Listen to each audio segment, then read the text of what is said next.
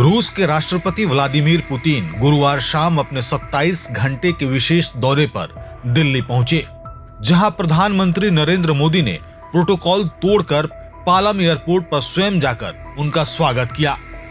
4 साल बाद भारत आने वाले पुतिन का स्वागत इस बात का संकेत है कि जटिल वैश्विक माहौल के बीच भी भारत रूस की 8 दशक पुरानी साझेदारी पहले की तरह मजबूत और भरोसेमंद है। एयरपोर्ट से दोनों नेता एक ही गाड़ी में प्रधानमंत्री आवास पहुंचे, जैसा कि कुछ महीने पहले एससीओ सम्मेलन के दौरान तियानजिन में भी हुआ था। प्रधानमंत्री मोदी ने सोशल मीडिया पर पुतिन के स्वागत को लेकर खुशी जताई और लिखा कि भारत रूस की दोस्ती समय की कसौटी पर हमेशा खरी उतरी है। शाम को प्रधानमंत्री ने रूसी राष्ट्रपति के लिए एक निजी रात्रि भोज का आयोजन भी किया, ठीक वैसे ही जैसे पिछली गर्मियों में पुतिन ने मॉस्को में मोदी का निजी तौर पर स्वागत किया था। प्रधानमंत्री आवास को इस विशेष अवसर पर रोशनी और फूलों से सजाया गया था। दोनों नेताओं के बीच होने वाली वार्ता में रक्षा सहयोग को और मजबूत करने, भारत और रूस व्यापार को बाहरी दबावों से सुरक्षित रखने और छोटे मॉड्यूलर न्यूक्लियर प्लांट्स पर संभावित सहयोग जैसे मुद्दे प्रमुख होंगे। इस बैठक पर पश्चिमी देशों की करीबी नजर होना तय है। रूसी तेल पर अमेरिकी प्रतिबंधों का असर भी वार्ता का अहम हिस्सा हो सकता है।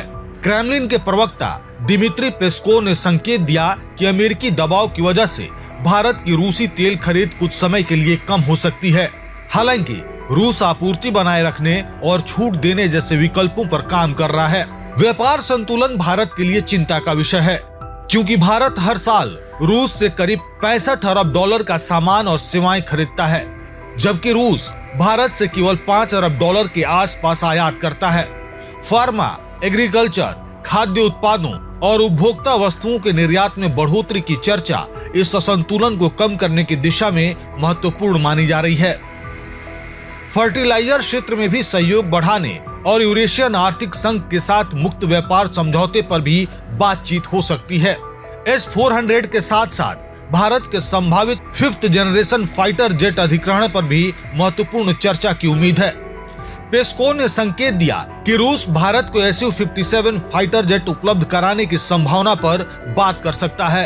इस समय भारत अपने अगले एयर डोमिनेंस फाइटर की तलाश में है, जिसमें राफेल F-21, FA-18 और यूरो फाइटर भी दावेदार हैं।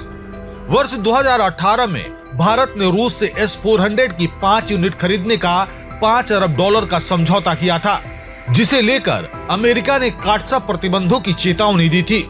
ऊर्जा क्षेत्र में भी वार्ता का बड़ा हिस्सा होगा। माना जा रहा है कि रूस भारत को कच्चे तेल पर अतिरिक्त छूट की पेशकश कर सकता है, खासकर तब जब अमेरिकी प्रतिबंधों के बाद हाल के हफ्तों में भारत के रूसी तेल खरीद में गिरावट दर्ज की गई है।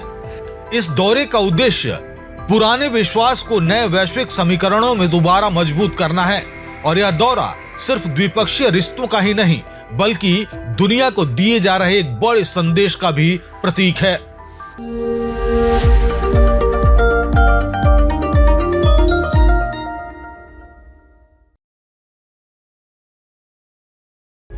प्रभातखबर.com, विश्वास वही, रफ्तार नहीं।